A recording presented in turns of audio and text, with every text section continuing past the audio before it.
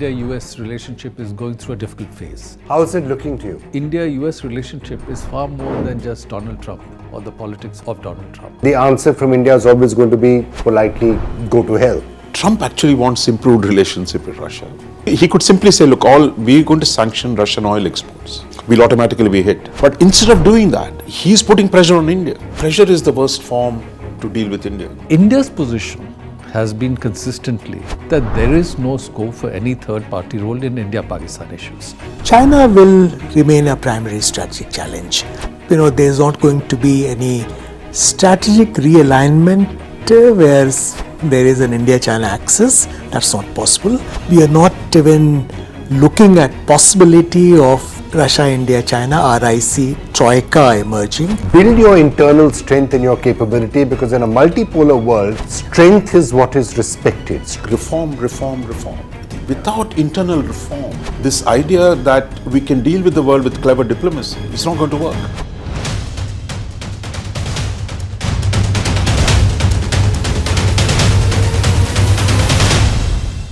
Hey everybody, this is the India Story Podcast, and it's a special edition of the India Story Podcast because we're having a foreign policy roundtable. It's a bit of a rectangular table, but you get what I mean, with three of India's top strategic and foreign policy thinkers.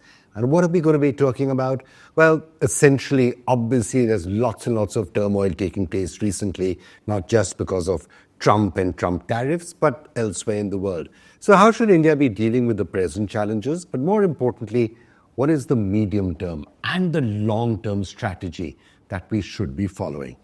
And what a panel to have sitting around this table. I'm glad to welcome all of you. Ambassador Arun Singh, who was former ambassador to the United States in, I think, 2015, 2016. Before that was the ambassador to France. So two of the key players in what I think we're going to be discussing with the ambassador there. And Ambassador Ashok Kantha was former ambassador to China, I think roughly at the same period, right? And you were also the director of the Institute of Chinese Studies, so you know what's really happening on our northeastern front quite well. And always a great pleasure to welcome Professor C. Raja Mohan, one of India's leading strategic thinkers, professor at the Jindal University in Singapore, been writing so many books and columns on India's foreign policy. So pleasure to have you all here. Let's start by taking a look at the immediate future first, with, of course, the proviso that anything that we say could be entirely redundant with the next tweet the next truth that Donald Trump posts. But how is it looking to you? I mean, first of all, is it looking as if there's an off-ramp that is being tried for now? So Vikram, as you're indicating, clearly the India-US relationship is going through a difficult phase. And there seems to be an off-ramp being attempted at the moment. But we have to see how it plays out, and it can change from one day to the other. But if I look at the longer term, the US and the India-US relationship is far more than just Donald Trump or the politics of Donald Trump. Because the current difficulties between India and the US is less of a systemic difference between India and the United States and more of challenges arising out of the politics of Donald Trump. Now, one, as everyone knows, he's very keen to get the Nobel Peace Prize for whatever reason, including the fact that President Obama got it in 2009. And so he's trying to work out claims so that he can make a bid for the Nobel Peace Prize. Now, one of the things he latched onto was when the India-Pakistan conflict took place in May. He thought this would be an opportunity for him to project that he played a pivotal role in getting a ceasefire done and then make another claim for the Peace Prize. Now, India's position has been consistently, especially since 1972, the Simla Agreement, that there is no scope for any third-party role in India-Pakistan issues. So his desire on one side ran into a conflict with India's position on the other. So I think, and as you know, about 50 times after that, he has said that he played a role, and 50 times after that, the Indian system said that he had no role to play. So that's not... So just for the benefit of hindsight, considering what eventually happened, I mean, yes, it has been an Indian position, and I think most people are very happy and glad that India said we're not going to buckle down to Donald Trump and we're going to stand our ground and we're not going to bend the knee. But on that specific issue, with hindsight, do you think perhaps would somebody in the foreign ministry saying, well, maybe we should have said a couple of nice words because he's taken this very, very personally? Certain Indian foreign policy position, which has been there all the time since 1972, do you think this was a time when, given how keen he was on it, a carrot or two could have been thrown or no? So, so we were not in the room when the conversations were happening between our leadership and the leadership in the United States.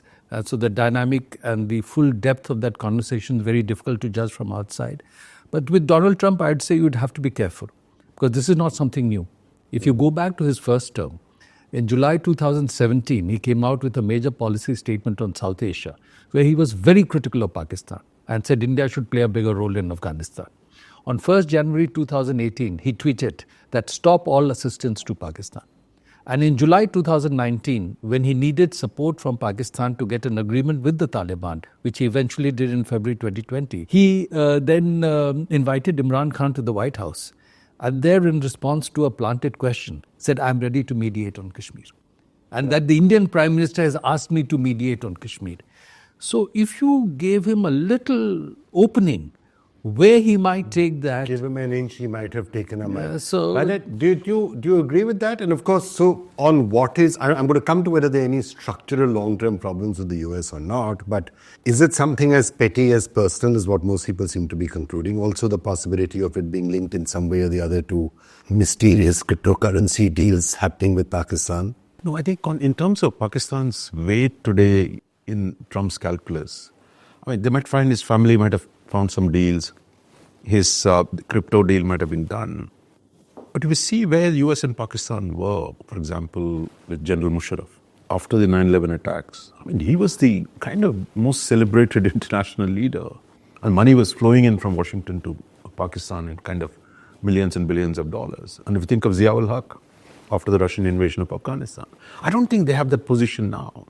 But I think what the Pakistanis have done cleverly is to ingratiate himself, both supporting him for the Nobel Prize. So I think Pakistan will become an irritant for us, but I don't think it's so central to our dynamic.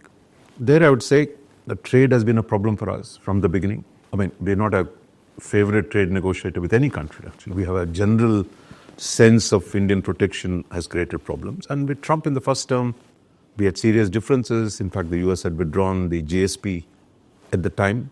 So I think that is a longer story.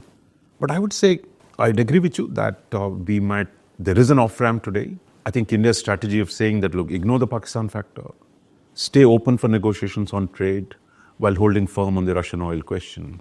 I think it's given us some hope. And I think the PM's play in Tianjin has probably helped change the minds in Washington a little bit to explore, okay, you can't simply push India to the other camp, therefore, let's try and find some way of normalizing the relationship. It was a good photo op, right, in Tianjin that was, and very well timed, the fact that India will suddenly be standing out there with, Prime Minister Modi, with Xi Jinping and with Vladimir Putin, giving the Americans cause to think. I'm going to come to China and trade deal and talk about it, but looking at it from India's foreign policy point of view, do you still feel that it is, at the end of the day, the United States, which is going to be the long-term strategic partner? Yes. USA is and will remain an essential partner for us for a variety of reasons. Not only to counterbalance China, that's one consideration, but more importantly, our objectives to emerge as a developed country, Viksit Bharat 2047 we talk about. USA remains the largest market in the world. It remains the leading technological power today. China has caught up in many areas. Still, USA is number one. China is not willing to give us meaningful access to its market. So even though its second largest economy doesn't really help us, likewise, I don't see any great possibility of China emerging a major partner for us in area of technology and innovation, which are going to be major drivers of growth looking ahead.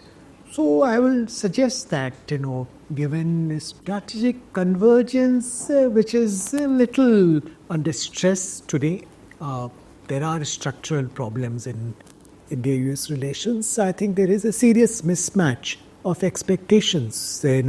What the USA expects from India in Indo-Pacific conflict, for instance, and what India is able to deliver.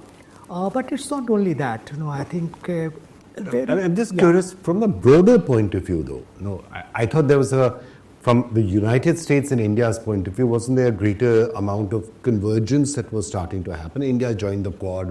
I think Ambassador Singh was just saying it is more the politics of Donald Trump that is really at crossroads which India cannot sync up with, not so much American policy. Well, what Arun is saying is correct. Trump's tariffs and tantrums are playing a seriously negative role. But I will suggest that there are trends which will outlast Donald Trump.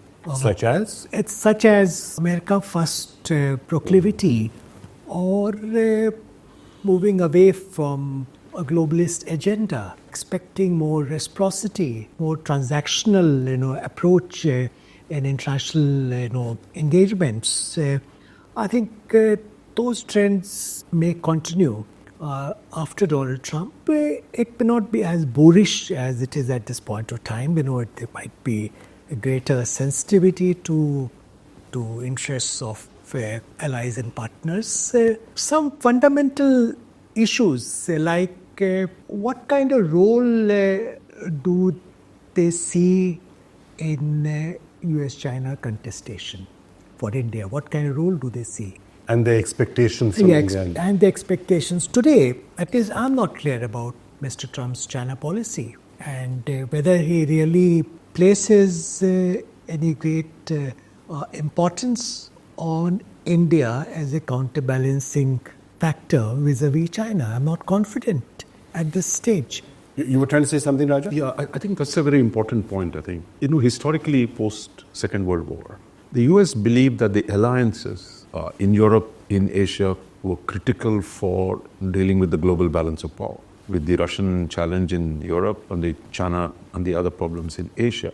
I think today there seems to be a sense in Washington, especially among the MAGA, Make America Great Again crowd, that look, the US doesn't need anybody else, that it can withdraw to its hemisphere, that is the Western Hemisphere, focus on restoring its primacy in Latin America, take over Canada, Greenland if we can, and stay as an offshore balancer in Asia and Europe. I think there's a sense that today US doesn't need foreign oil, so it doesn't have to really involve itself in the Middle East the way it used to. Technologically, it is very superior. Today, its economy at $30 trillion is clear $10 trillion more than China, and continuing to grow for that size economy to grow at 3%. So I think there is a sense that they can be number one without being nice to other people. So therefore, when I've heard Trump administration people, I was in Taiwan a few weeks ago, where I heard this guy saying, Trump, for us, trade is trade. Don't think we're going to be nice to you on trade because you're a friend of mine, because you're an ally of mine. So I think they focus on trade first. We want a balanced trade with everyone. And second, that the US has enough capacity to deal with China and Russia on their own through bilateral deals. And that's why Trump's great man theory, that he can negotiate deals with Putin and Xi Jinping. Therefore, he can run the world without having to have this nice friends around. Ambassador Singh, that was a crucial part of the American calculus, right? When you were the ambassador and through that entire Obama period when you spent a lot of time in the White House, also with the Bush period, and then later, it seemed that this was American policy. India is the only country that can be a counterbalance to China. That's why we need India. India can be on our side. Let's make sure that India is in our camp and not on the other camp. That's been the stated American position, I think, for almost 25 years, and has been driving a lot of that convergence. By and large, in the establishment in America, would that still be a dominating factor? Or increasingly, are they going to say, A, we don't care about confronting China, that's one possibility. B, India can't really be a counterbalancing. And C, India should be on our side, like we heard in some of Lutnick's and other statements that we're hearing recently. It's India better be on our side because we are on a democracy. We're not going to do anything special to make sure they are with us and not with China. So, Vikram, clearly debate is playing out within the US. If you saw a report suggesting that the next US national defense strategy, which is in the works, might suggest that the US should focus on the homeland security and the American continent and not be elsewhere. The U.S. Defense Secretary of War, now he's called the Secretary of War, Pete Hegseth, was seen saying publicly that so far the United States has wasted its efforts trying to generate security in other parts of the world. We need to focus in the space around us. So now that's one. At the same time, the U.S. Secretary of State, Marco Rubio, who is also the National Security Advisor, when he was introducing the U.S. Ambassador designate to India, Sergio Gore, for his confirmation hearing in the Senate, at one level very unusual for the Secretary of State to introduce an ambassador nominee, perhaps a reflection of the person or a reflection of the importance they attach to the India relationship. And Rubio said two things, that India is among our top relationships, and second, that the Indo-Pacific with India as the core will define the 21st century. So there are different things playing out. Now, U.S. own policy on the Indo-Pacific, on China, relationship with India in that context has gone up and down. In 1998, when we had done the nuclear tests, at that time, President Clinton and his Chinese counterpart had issued a joint statement saying that they would work together to deal with the challenge in South Asia. You found the same formulation when President Obama went to China in November 2009, that US and China will work together in South Asia. Bill Clinton had said that China is a strategic partner. George Bush said that China is a strategic competitor. When President Obama came in, they were not quite clear on how to look at the China relationship. In his first 2 years, he spoke of strategic reassurance to China. But then they found that China was getting unilateral and assertive. Then they shifted to pivot to Asia, rebalance to Asia. After that, when President Trump came in the beginning, he spoke to the president of Taiwan. And the Chinese were very upset. And President Xi wouldn't even take his call. Then they tried to work their way through, and President Xi was invited in April 2017 to Mar-a-Lago. After that, the debate veered in the US system towards taking a very hardline position on China. That China was exploiting the US, sucking manufacturing away, doing forced technology transfer. And not just China, the Chinese Communist Party had to be handled in a certain way, which for the Chinese were even worse because they believed that that provides stability. But despite all that, he met President Xi in 2019 on the margins of G20. And as quoted by his own National Security Advisor, John Bolton, he said that if you buy more farm produce for the Midwest states in the US, I'll ease up the pressure on China. Now, so he's willing to do a deal. He could do a deal with anything. Right? Anything. So now, if you see, he has not articulated the China policy in his second term. In his address to the joint session of Congress in March, there's no reference to China. So he's trying to figure out what to do with China, how to deal, and how to do a deal. So that's where we are, and we'll have. What is the deal? Ambassador Kantha, I think one of the things that would worry a country like India the most would be the possible or some sort of a big, grand G2 settlement where America and China sort of decide. And there is a grand deal done between Donald Trump and Xi Jinping where they say, okay, this is our world, this is your world, you're dominant there, we're dominant here. And it's a G2 where they sort of divide up the world between them. Of course, others will object to it vociferously, not least India and Europe and other such countries. Is that G2 a possibility, or do we worry too much unnecessarily about it? That's a nightmare we have from time to time. But personally, I believe that that's not something that is likely to pan out for a variety of reasons. Two most important being, one, notwithstanding Mr. Trump's personal proclivities, I think U.S. strategic establishment is engaged in contestation, rivalry with China. It's a rivalry for preeminence between the established hegemon and wannabe hegemon, and it's going to continue. So that's not going to go away. I don't see much possibility of a G2 kind of deal emerging out of next summit meeting between President Trump and President Xi Jinping, which may happen end October, in fact. There is another major factor we have to take into account. There is today much greater dispersal of economic, diplomatic and military power than what was the case earlier. Countries like India and Japan have much greater agency in our part of the world. It's very unlikely we will buy into any kind of carving out of spheres of influence between the USA and China affecting us. And we do have agency, we do have a requisite strength to subvert that, oppose that. So I don't think it's going to happen.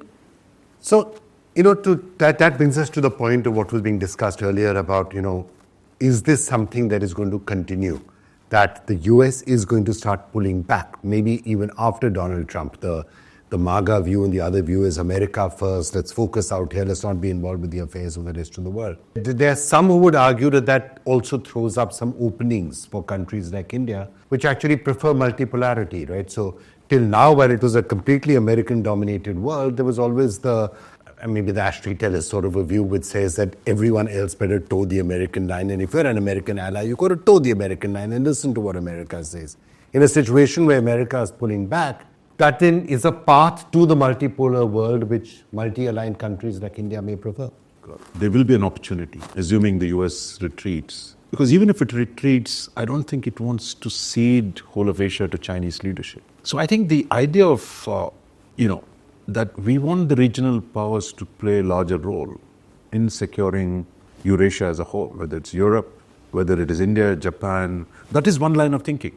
That look, we must have the allies or friends and partners actually taking the leadership role in stabilizing their own regions. While the US could actually sell you arms, Trump is always ready to sell you arms, provided you pay good cash. So I think because India wants to be a major power, India wants to, stabilize its region. So a retrenching US, if it works completely, look, China takes over, then it's a problem. But if we can construct a coalition of countries in the region which can take more responsibility for regional security and build ourselves up through a partnership with the US, with Europe or others, that I think is also a possibility. So there is a reasonable chance for that. The US would simply not going home gently into the night and say, China, take over. So my sense is we should be prepared for that option, because if you want to play a larger role, and the Americans are saying regional power should play a larger role, there is a fit there. And that was one of the things that when Trump was coming into power, if you heard the statements that were being made by Marco Rubio, by Mike Waltz, by other people very close to the Trump administration, they were almost hailing India as a model ally to that extent, in the sense that, unlike some of the other countries, India wasn't saying, America, come, have a base, pay for our securities, we will not spend. India was always clear, we will take charge of our own security, and we have the aspiration to take care of security, perhaps, for example, in the greater Indian Ocean region and we are sort of hemmed in on land a little bit by China and by Pakistan, but the Indian Ocean is something which we can be a net provider of security for. And I think it was sounding as if the Americans almost welcomed that. They almost explicitly said it, that here's a country which is willing to pay its own way, which will defend itself and help us by being able to shoulder some of the burden.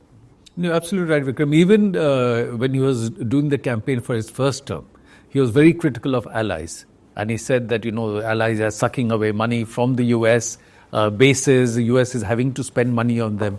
And many made the argument that, countries like India, which are not allies but strong partners, the US is not having to spend on them or spend on bases there. They are looking at technology partnerships, they are looking at building up their own capacities, and therefore that worked also from the perspective of the kind of politics Donald Trump brought to the table.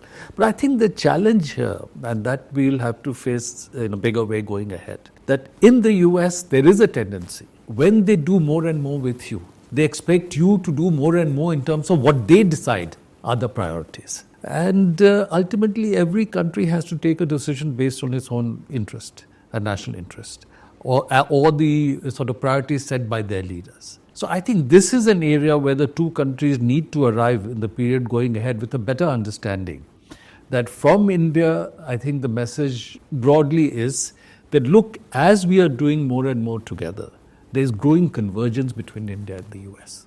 You should allow that natural convergence to develop, and then we'll be able to do more together. But if the US steps in at different stages and says, you do X, Y, or Z because I'm telling you to do it, there'll be a pushback from India. So certainly if it comes across as bullying in some sort, as is happening right now, you better not buy Russian oil or we're going to put 50% tariffs on you, then the answer from India is always going to be, politely go to hell. We're not going to bend the knee, we're not a vassal, we're not going to surrender. And politically, it's also very, very difficult. I mean, the same thing which is said behind closed doors, you're having a conversation like this, sitting inside, some quiet building, and you're saying, listen, guys, can you do something about Russian oil, whatever.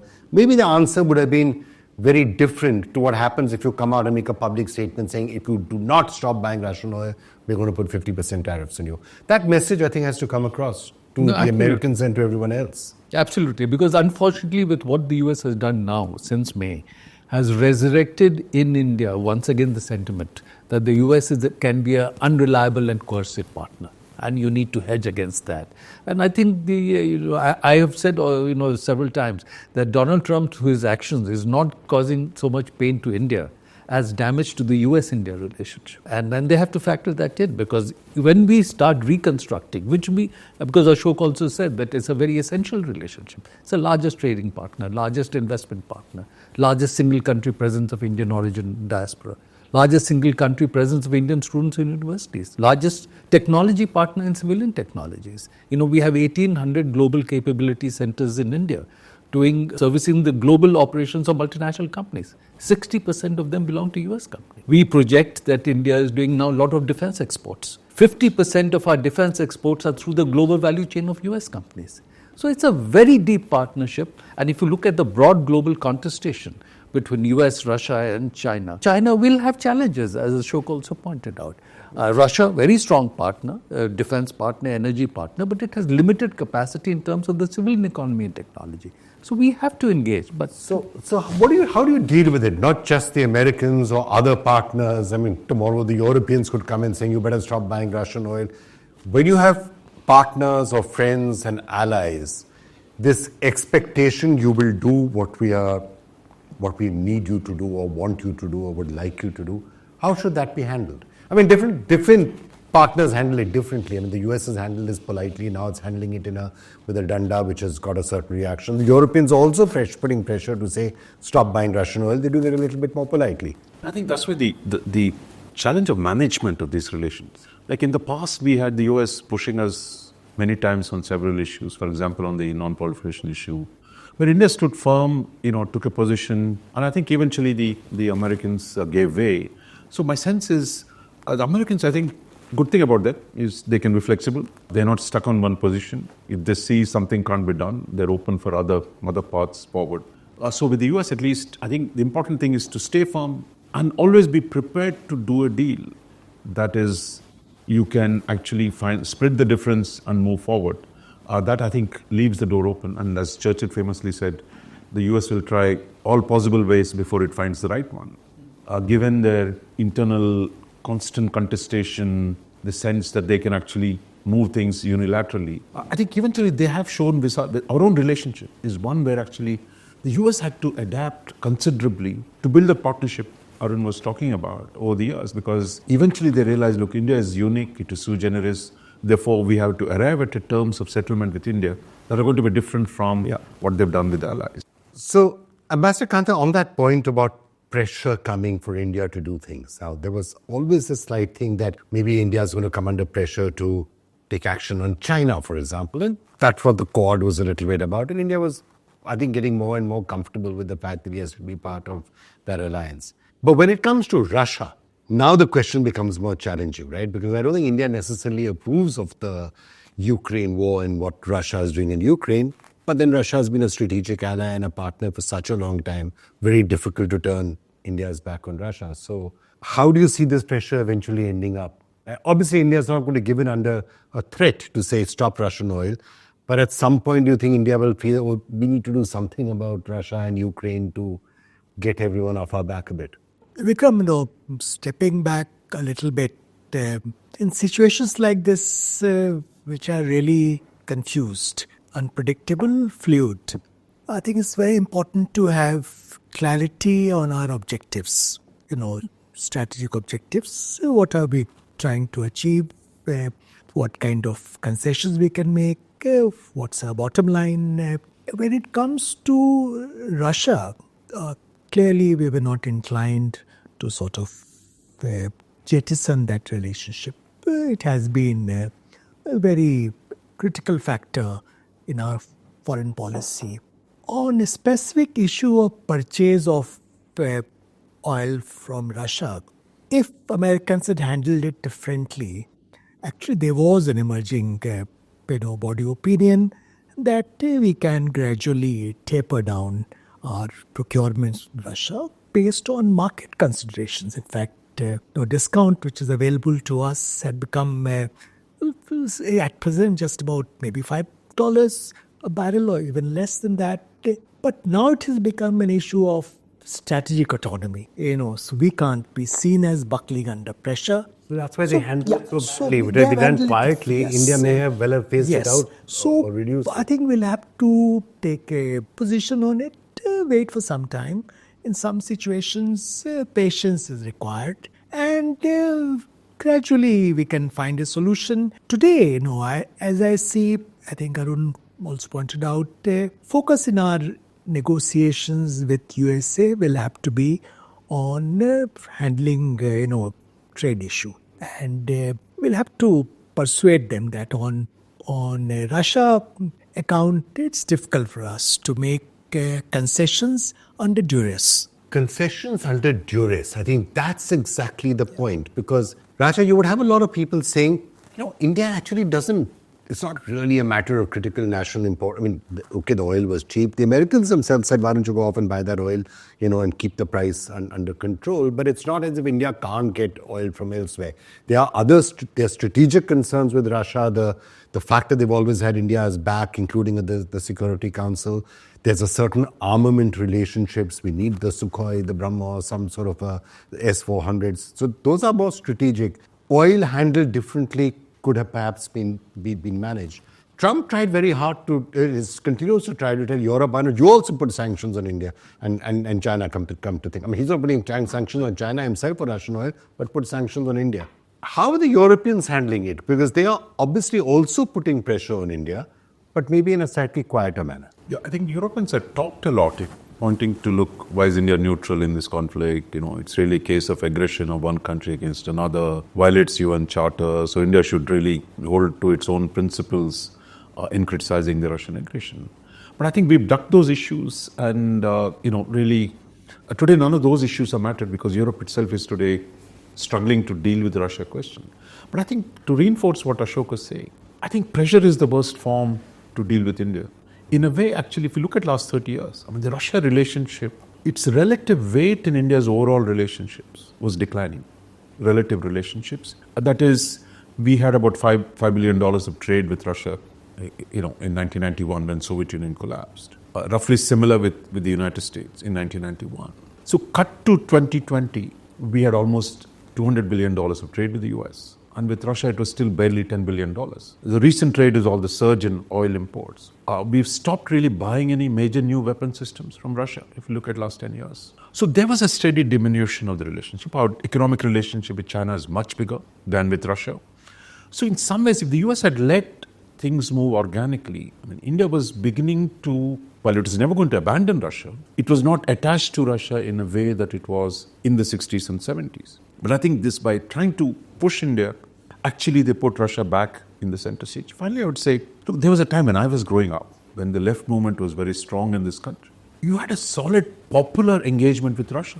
Today it's just a G-to-G relationship. That is a government-to-government relationship. The military, the PSUs, and there's very little after that. While if you go back in the past, students and left movement, trade unions, communist parties, the Congress party, it was like a massive public popular relationship. Today it's not that relationship. The Russia of today is very different to what the Soviet Union was. It's actually a small country, right? In GDP terms, they're much smaller than India. It's half the India size. If I could just supplement what Ashok and Raja have said, that clearly we will have to deepen partnership with the US. But you don't want to put all your eggs in one basket. Right. Because the Americans will then become even more coercive in terms of what they demand. So you have to be seen as having other options. And I think we should look at the Russia relationship with a very, very clinical lens, because eventually every country takes decisions based on its own interests, not to help another country. So in many ways, Russia has been very helpful to us because it worked for them. So doesn't the loyalty factor also work in Russia, that India won't turn its back because of that history and because of a sense of loyalty to an old friend? Well, I think at the popular level, there is an argument in India that Russia has been with us at difficult times when nobody else was there. But then, if you, for example, when we did the nuclear tests in 1998, Russia opposed sanctions on India, but criticized India very heavily for the nuclear test, because they didn't like, that monopoly to be broken. But they did oppose the sanctions in the It was the Security French. Council.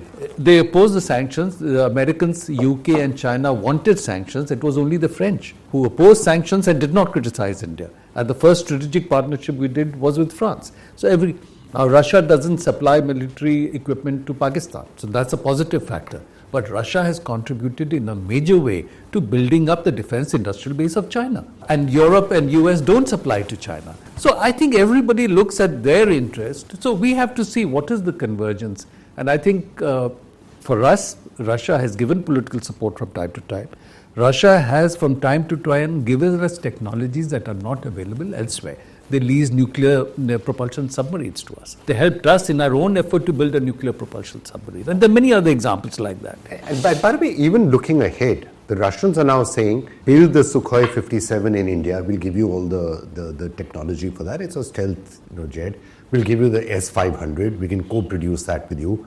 BrahMos, which is one of the most critical weapons in the Indian arsenal, co-developed with Russia. And of course, a lot of the Sukhoi. So you could argue actually the S-400. In defense, it's a lot more than with energy. That defense partnership is deeper, more important, more critical than buying Russian oil.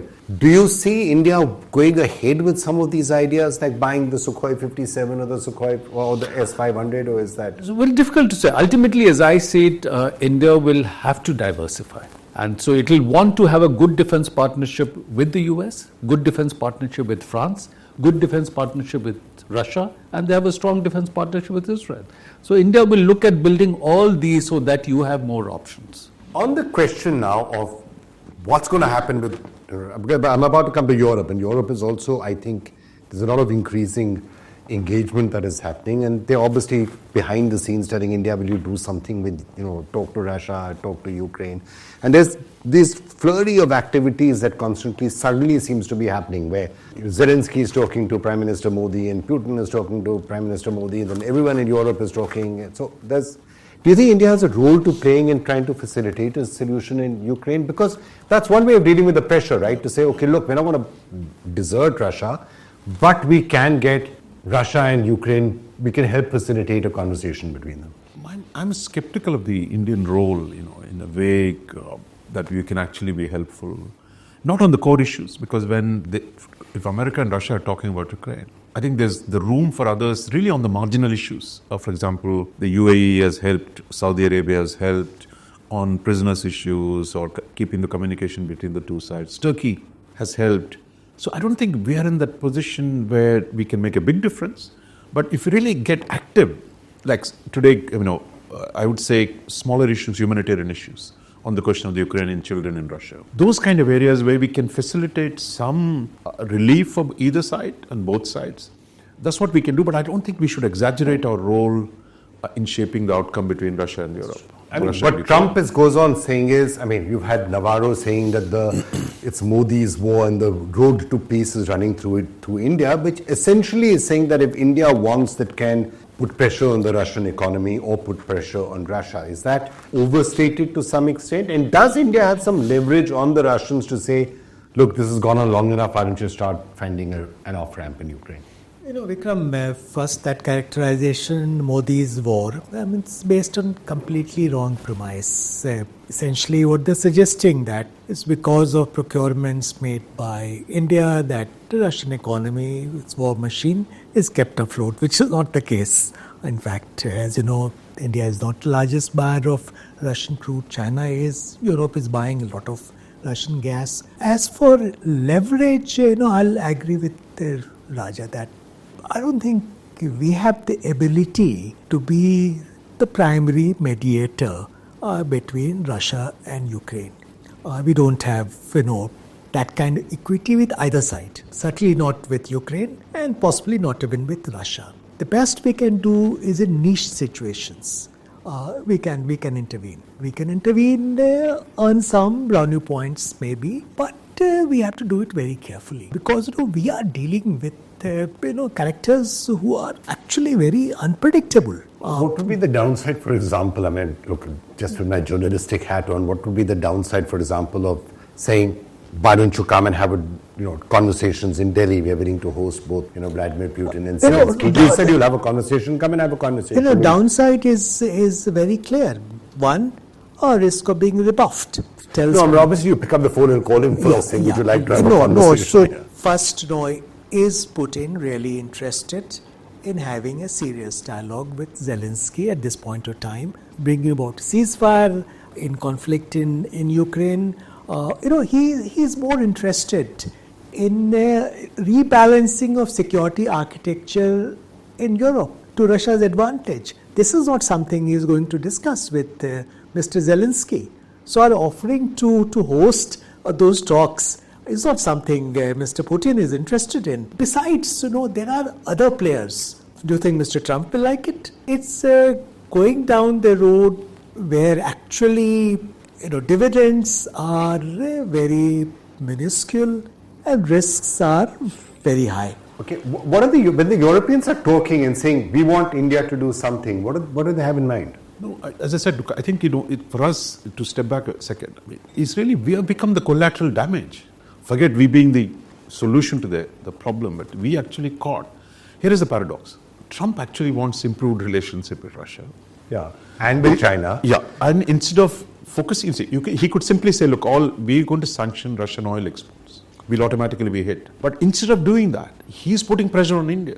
In fact, ideally for us, he's saying if Russia doesn't behave, I'll shoot India. Yeah. That's essentially what he's been saying. That's almost exactly what he's doing. Yeah. So we have to get out of this situation. And he's hoping that Putin loves India enough to say that, okay, don't shoot India, I will end the Ukraine. So obviously he doesn't. Putin would actually be probably very happy if India and America's relations collapse, because it opens up the doors for him. Yeah. So I would say at this point, I think we have to wait this out. I don't see. First thing is how do we get out of the situation where we become the targets when actually the war is going on between them. Unlike China, we've not really assisted Russia in a way that Russian military capabilities or to fight. So I think we have to get out of this unfortunate situation where we become caught in the crossfire, rather than thinking ourselves that there's a special role. Let's turn our attention to Europe then. Mm-hmm. You are ambassador of France, which is actually a really interesting country. When a lot of people, you speak to abroad and you have a conversation with them, which has been one of India's most important strategic partners for the last 20-25 years. Various names come up, including Russia, but actually, as you yourself referred to, many would argue that perhaps France has been one of the more critical partners for India in multiple areas and fields, at the United Nations Security Council, in defense and other relations. Would you agree with that? And is that, going forward, one of the relationships we have to continue to build and invest in, also as a pathway into Europe? Among the European countries, today our strongest strategic partner is clearly France. Now, of course, France doesn't have the same heft as the United States, if you look at the size of the economy or whatever. France is a P5 member, permanent member of UN Security Council, so from time to time you need their support. When we had taken action related to Article 370 in August 2019, the Chinese tried to move the UN Security Council against India. It was the French who took the lead, supported by the US, to block the Chinese action. So that's one dimension. Just on that note, on the United Nations Security Council, what role has the US and UK been playing? Because some would say, UK look at the free trade agreement, UK could also be giving us cover at the Security Council. Well, so far historically, he's been the most supportive. So historically, Russia has been the most supportive, but among European countries, it's France. And UK actually has not been supportive. It has been adversarial. Power, right? They got different baggage to deal with. Yeah. So if you had to get ever cover in the Security Council, you would bank on Russia and on France. And the US increasingly. And increasingly US. Yes. At this point of time, we'll be less confident about USA. Given the Trump factor. But by and large, you're saying you could bank on Russian support and French support. French support, if you really need the veto, it will be there. And I think that's there. And second, if you look at strategic areas of cooperation, defense, space, civ nuclear, it is France. Because you now have the confidence in the French relationship. You bought defense items from France for a long time. You're confident that when you're in a moment of crisis, be it Kargil, be it later, whatever supplies you need, supportive of whatever you got from the French, will be available. So that has been done. And in space, European capacity is concentrated in the Ariane space program. And the Ariane space program is based out of France. Till recently, all our satellites that were larger than 2 tons were launched from the French Guiana. So space, again, a very important partnership. And in Europe, the largest capacity in civilian nuclear energy is in France. Germany, in fact, had stopped civil nuclear energy usage some time back. So in these areas, I think there is no alternative but to have the French relationship. Germany is our largest partner in terms of trade linkages. But Germany, for a long time, we have to see if it changes, has not been involved in a major way in foreign policy issues outside the periphery of Europe. And therefore, they would not be a player. And UK has always tried to play a role little more supportive of Pakistan on anything where the India-Pakistan issue is involved. So we have to be careful because of that.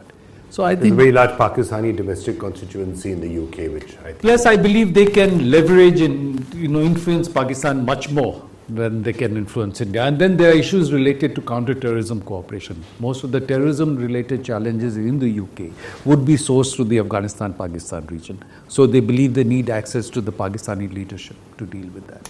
Raja, there are many who would argue, including me, who would say that one of the best ways to relieve some of the pressure from the United States is actually to proceed really fast in signing this free trade agreement with Europe. Why? Because it flips Trump's argument that, Indian companies need the American market. True, but India is going to be one of the largest markets in the world. Also, American companies need the Indian market. So if you have a situation where India has signed a free trade agreement with Europe and there is no trade deal with America, suddenly American companies are finding that they are at a disadvantage in the Indian market. They will then be going to Trump and saying, you had a deal on your table, why aren't you signing it? Why are you being unreasonable?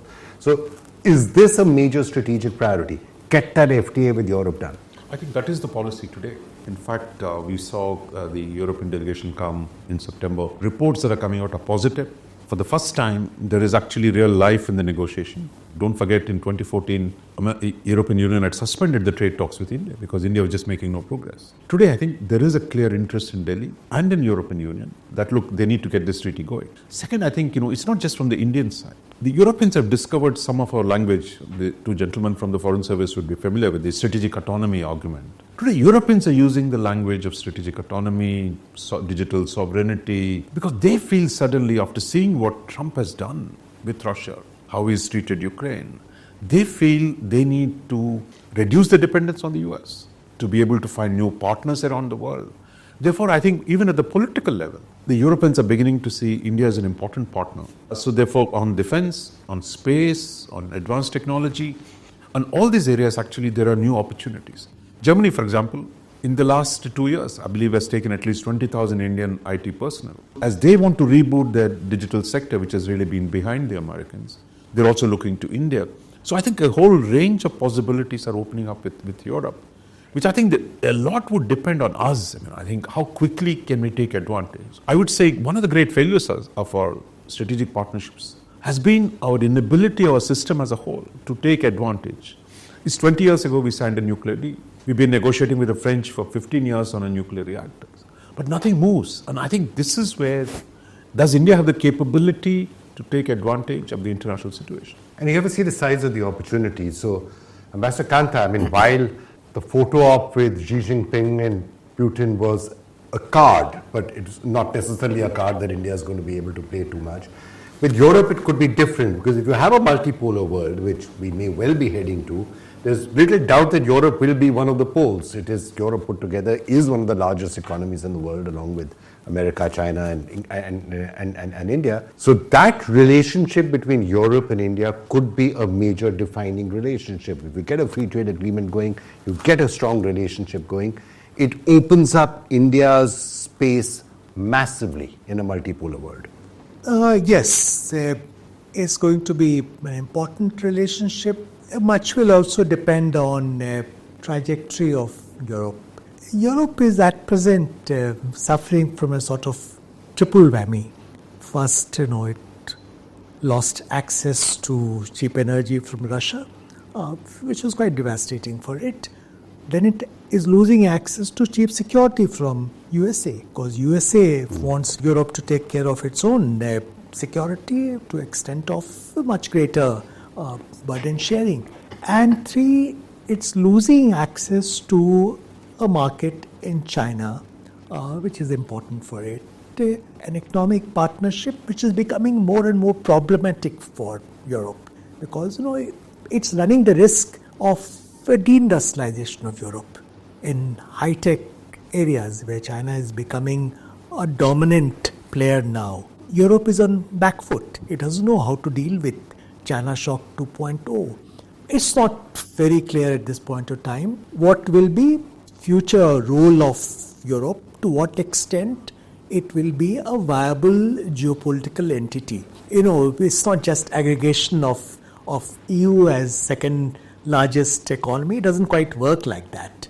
Will they be an effective foreign policy player? It's far from certain at this point of time. At the same time, for us, it's important to diversify. Yeah. And we have to de-risk not only vis-a-vis China, but also vis-a-vis USA. I think this is something we didn't have, as part of our calculus earlier. The three challenges you set for Europe, India potentially offers a solution for two of them, right? Not the first one, which is cheap energy. But yes, India is a large market, growing larger and larger. You will be, a $10 trillion economy in the 10 years, 12 years out, you will be a $10 trillion economy. So you've got the market. And number two, when it comes to security, the more you work on joint relationships and co-production relations with European defense companies, there is the scope for both to work together. France, you're talking about Rafale, okay, can we do some of the Rafale production out here? You can do this with other things. Potentially, India could provide some of the security. Yeah, but I think there is a fundamental mismatch in terms of security perspectives of Western Europe and India.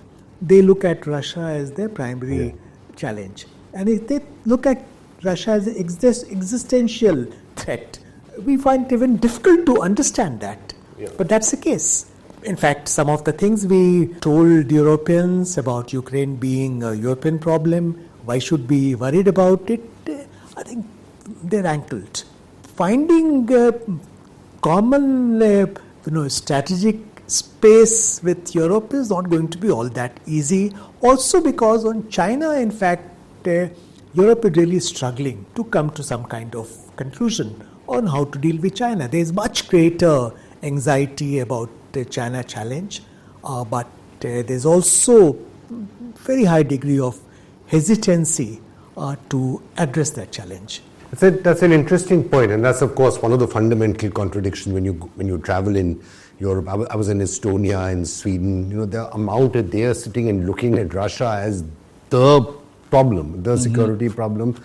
Ambassador Kantha is right. From an Indian point of view, you obviously can't struggle to wrap your head around it. But the point, Ambassador Singh, that I was making about co-production, because we are starting to hear this, right? Like Europe needs to go in for rearmament. They need to increase their defense budget. They need to start spending.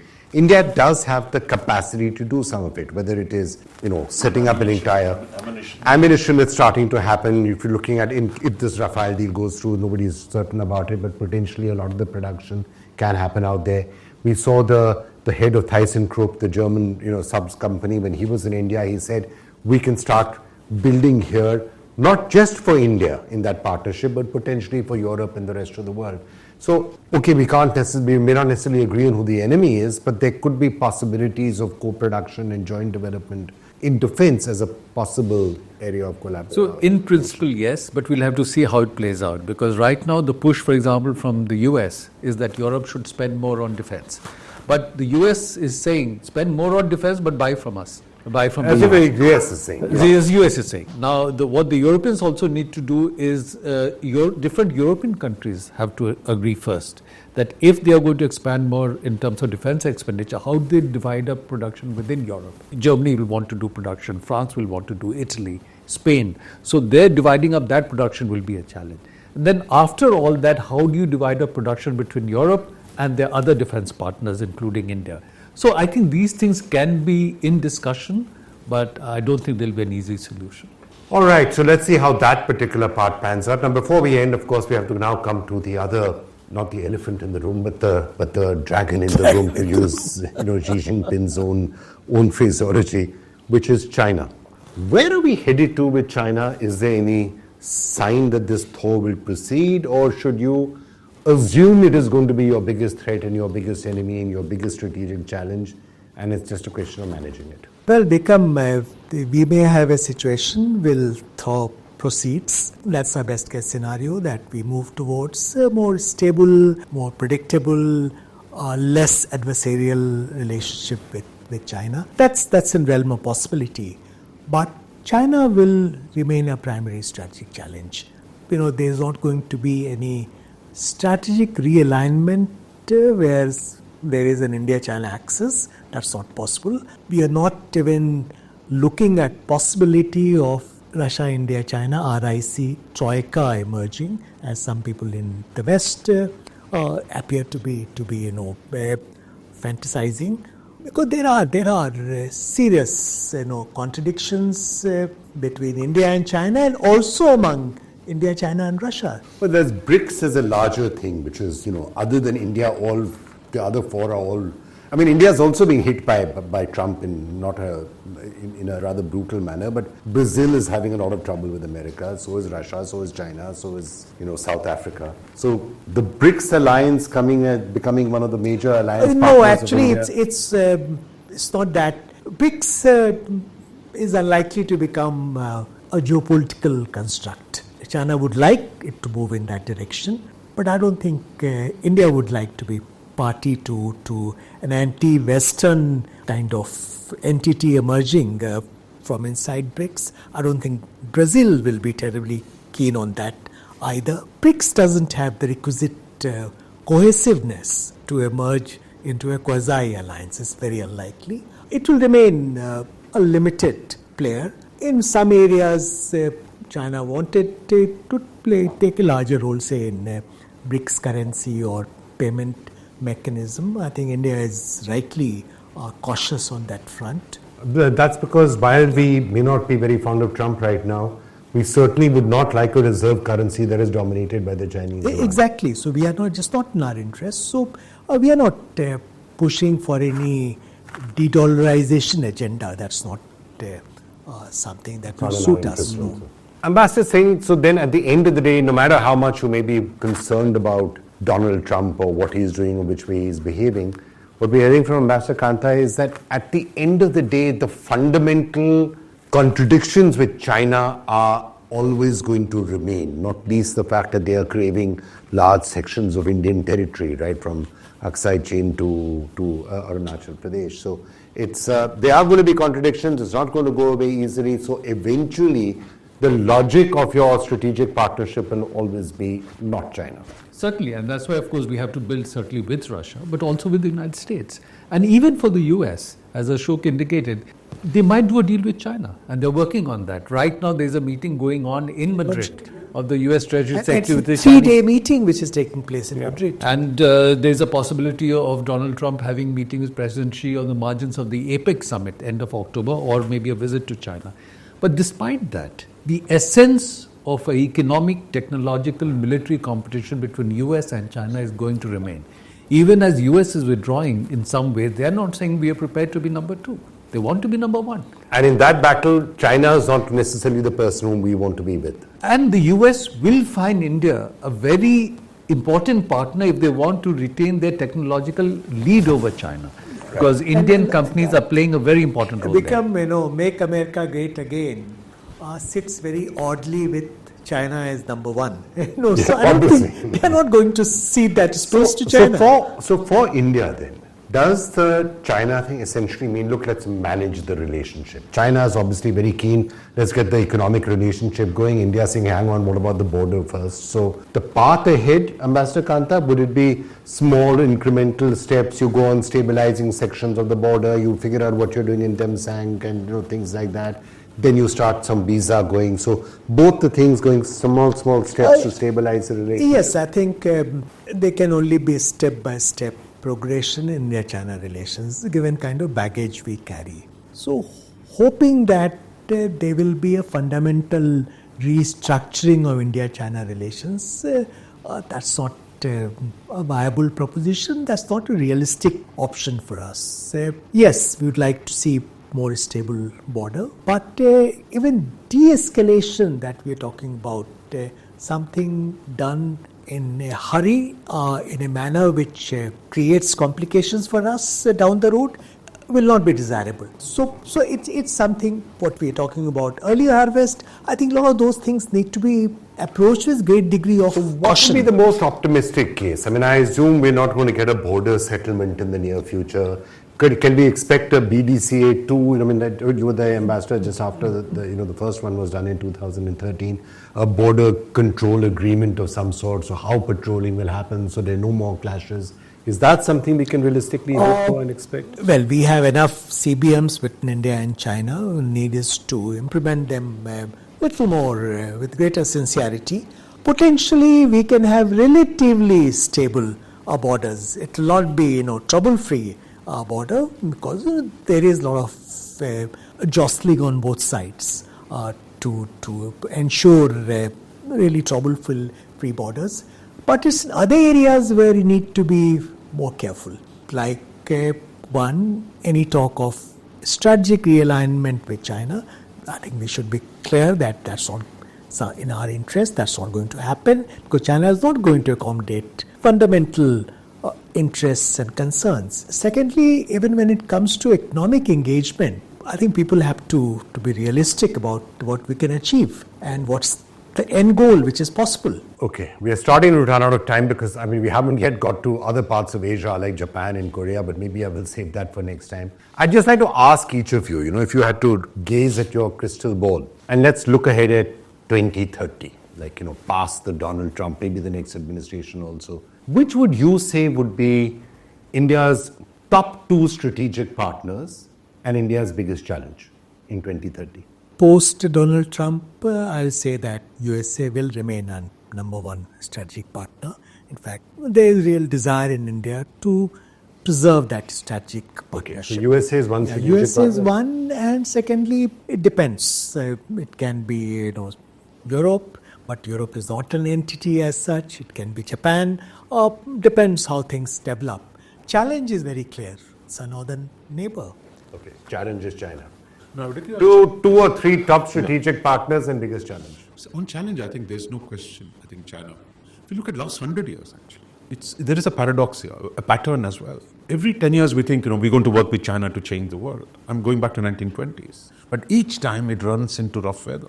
Till we sort out a boundary dispute.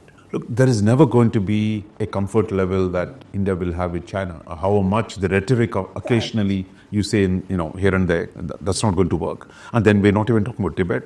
We're not talking about a $100 billion trade deficit. We're not talking about the relationship with Pakistan. So I think it's a deeply difficult relationship. But I would say the maximum we can get is a peaceful coexistence. But I would say in the last decade or more, India has generally moved closer to US and Europe. I think the opportunities too, as US and Europe begin to require other kind, ignoring the MAGA for a while, there are perfect complementarities, I think, between India and the West. There are also difficulties. The question is, can we manage the opportunities with US and Europe? I would think those are the sources of greatest opportunity. And the Gulf, of course, yeah. Okay, US, Europe, and the Gulf. I would say US, Russia, and France. They will remain. And I think for us, the main focus should be on economic and technological development. In 1980, China's GDP was the same as India's GDP. Today, we are at 4 trillion, they're at 20 trillion plus.